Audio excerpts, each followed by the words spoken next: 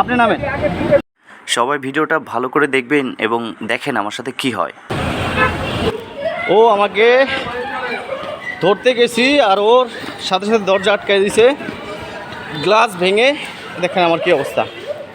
গাড়ি হচ্ছে রাইদা 13 12 32। ওরে ধরো না লেগে তোমার খবর আছে।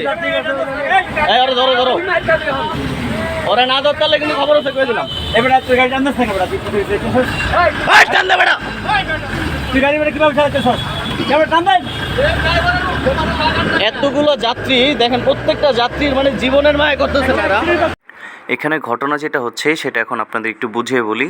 গতকাল বিকাল 3টা বা 3:30টার দিকে আমি বাসাবো থেকে মালিবাগ যাব, তাই রায়দা বাসে উঠি। কিন্তু ঘটনা হচ্ছে আমি যখন বাসের জন্য ওয়েট করতেছিলাম, একটা বাস আমার সামনে এসে ব্রেক করে, কিন্তু তার পিছনে আরেকটা বাস যেটার নাম্বার আমি আপনাদের বললাম, সেটা পিছন থেকে হঠাৎ করে এমন স্পিডে আসে এবং ওভারটেক করার চেষ্টা করে। মানে হচ্ছে তারা এখানে রেসিং দিচ্ছে এমন একটা অবস্থা।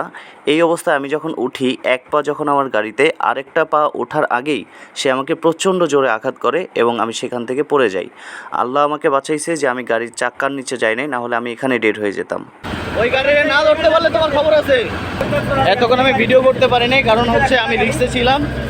মানে এমন একটা অবস্থা, আমি এখানে ডেড হয়ে যেতাম ডাইরেক্ট। দেখেন কি করছে, কি একটা অবস্থা। প্রত্যেকটা যাত্রী আতঙ্ক এখানে। এই রোডে প্রতিদিন প্রায় এরকম ফিটনেসবিহীন গাড়ি এবং মাদকাসক্ত ড্রাইভাররা এমন বেপরোয়াভাবে গাড়ি চালায় যে সাধারণের জন্য একটা বিরাট হুমকি স্বরূপ হয়ে দাঁড়িয়েছে। ভিডিও করলে কি হয়েছে তোর?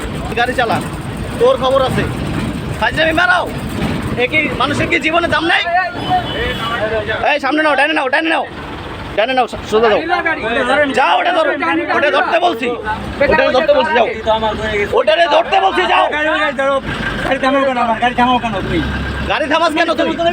যখন কয়েকজন যাত্রী মিলে তাকে জোর করতেছিল যে সামনের গাড়িটাকে ধরার জন্য, তখন সে বারবার গাড়ি থামাচ্ছিল এবং ব্রেক করছিল যেন ওই গাড়িটাকে আমরা ধরতে না পারি। আসলে সে চাচ্ছিল সামনের ড্রাইভারটাকে বাঁচানোর জন্য, কারণ এটা তাদের কাছে একটা ডাল ভাতের মতো, তবে সাধারণ মানুষ এবং যাত্রীদের কাছে এটা জীবনের হুমকি।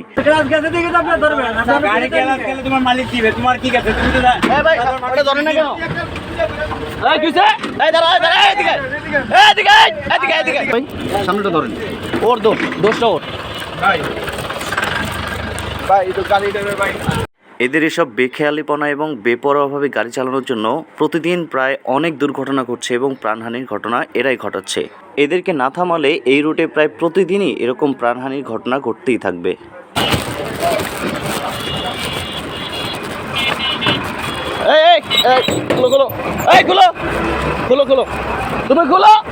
যেহেতু আমার হাতে প্রচণ্ড ব্লিডিং হচ্ছিল, তাই আমি সেখান থেকে নেমে হসপিটালে চলে যাই এবং বাসের যারা অন্যান্য যাত্রী ছিল, পরে তারা ড্রাইভারকে আইনের হাতে তুলে দেয়। তবে প্রতিটি বাস মালিক সমিতি এবং রায়দা বাসের কর্তৃপক্ষকে আমি একটা কথাই বলতে চাই যে এই ধরনের ড্রাইভার এবং এই ধরনের বেখেয়ালিপনা কাজের কারণে কিন্তু প্রতিদিন নানা ধরনের প্রাণহানির ঘটনা ঘটতেছে। সেদিকে আপনারা যথেষ্ট লক্ষ্য রাখবেন এবং আমরা চাই আপনাদের পাবলিক ট্রান্সপোর্ট এটা আমাদের অনেক হেল্প করে, তবে সেই হেল্পের জন্য আমরা আমাদের প্রাণ হারাতে পারবো না। সবশেষে একটাই কথা, যে এই ধরনের কাজ থেকে সবাইকে সতর্ক থাকতে হবে। ধন্যবাদ, আল্লাহ হাফেজ।